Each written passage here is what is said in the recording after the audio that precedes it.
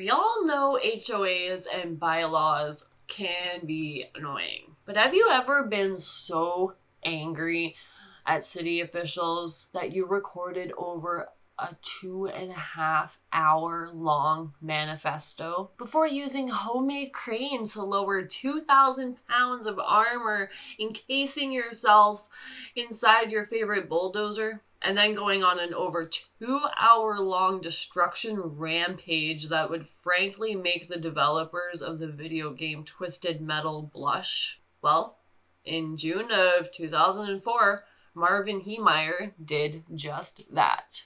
What started this complete madman's reign of chaos was a zoning dispute that he, in all regards, caused. See, in 1992, Heemeyer bought about 2 acres of land for around $42,000 in order to build his muffler shop. But his muffler shop didn't do very well. He was reportedly not a very kind man. He was unmarried, had no children, and locals also said he had a penchant for creating rain clouds. Heemeyer actually first made news when his state of Colorado was legalizing gambling. Heemeyer reportedly would get so agitated when people would oppose his views of gambling that he would get into public screaming matches. He was once recorded on live television screaming at a man over twice his age. As a result of his failing business, he subsequently had to sell part of the land he had owned, and he ended up selling it to Cody Dochev, who wanted to build a concrete batch plant. And he initially offered the land for $2,500 in 2000. According to Dochev's wife, Heemeyer changed his mind and increased the price to $375,000, and then again to $1 million. Dochev's wife was reported as saying, "I think he just set things up to where you would have to say no. He probably set you up just so he could get mad at you." So in 2001, Granby's Zoning Commission and trustees approved the construction of the concrete plant. This really upsetted Heemeyer, and he appealed the decision, claiming that the construction was blocking access to his muffler shop. He was unsuccessful in his appeal and was then fined $2,500 by this town council and a local city judge for violations, including not being hooked up to the local city sewer line. He had initially been unable to connect himself to the sewer line because they had reran it after his building had been built and it was over 60 feet away from his property line. And the city wanted Heemeyer to personally pay over $80,000 to, bridge the gap. So basically, he was going to keep getting fines until he paid this $80,000. And that would upset anybody. Enraged by this, Heemeyer embarked on a 1.5-year-long journey to turn his Komatsu bulldozer into the KILLDOZER.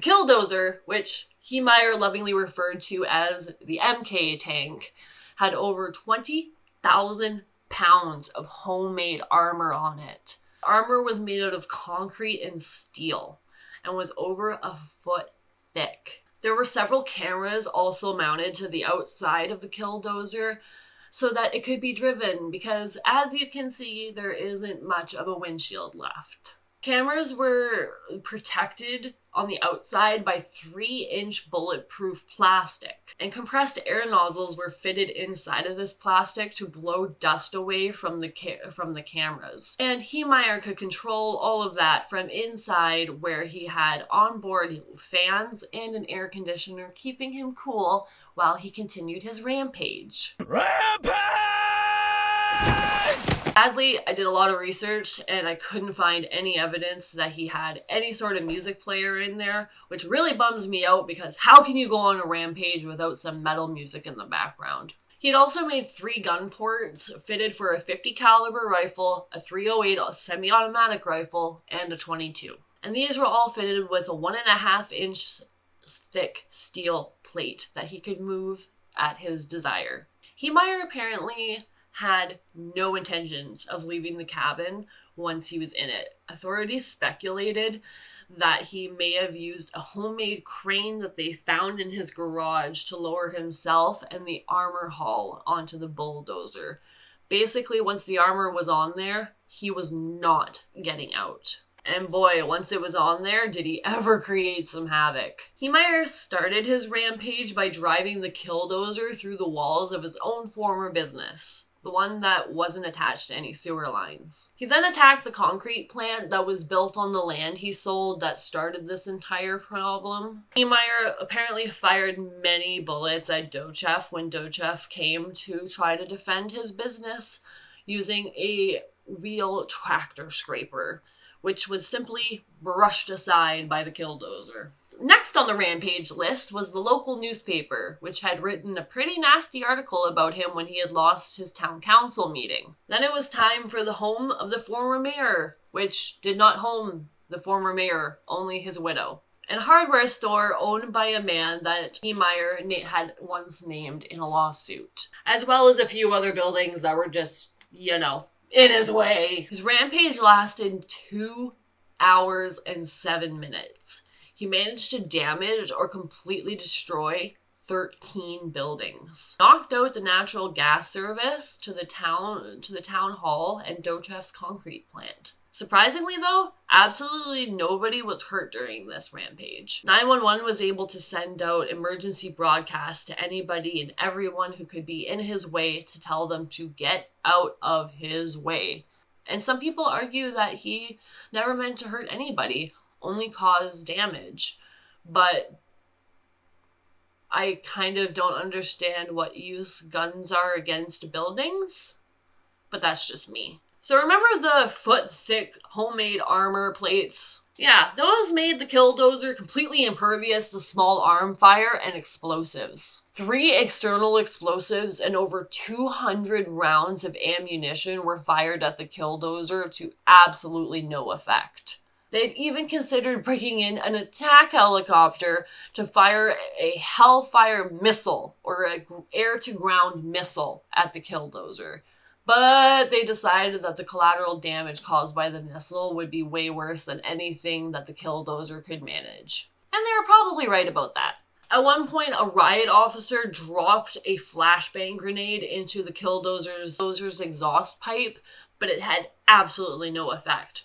SWAT officers and police were just walking alongside and behind the killdozer as it just continued its rampage, occasionally firing at it, but kind of knowing that made absolutely no difference. They weren't even able to get the camera shot out, let alone get through that foot-thick steel plate. One SWAT officer apparently climbed up onto the killdozer and just rode it like a GTA character, trying to figure out how to shut it down. But he had to jump off eventually because he was just getting hit with debris. The killdozer was only stopped by its own natural mortal enemy. A basement.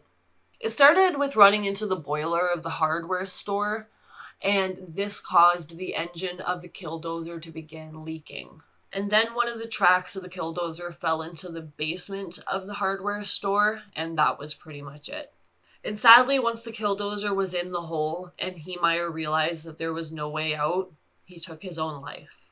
Really did never get out of that cab once it was closed. There has since been a documentary on this event called Tread, and a rock song by Kim Dracula called Killdozer. I would love to play it here, but I don't need YouTube crawling up my rectum.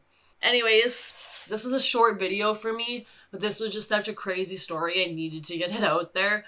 I really hope you enjoyed it. If you did, please leave me a like and a comment below. I am liking all the comments that I possibly can see because I'm still small and I can still see everybody's comments.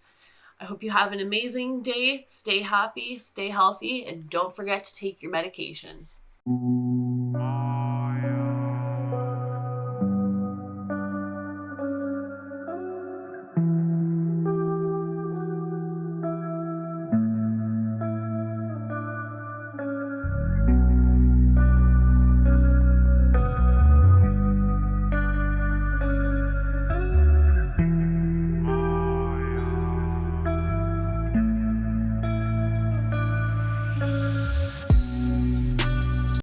and knocked out the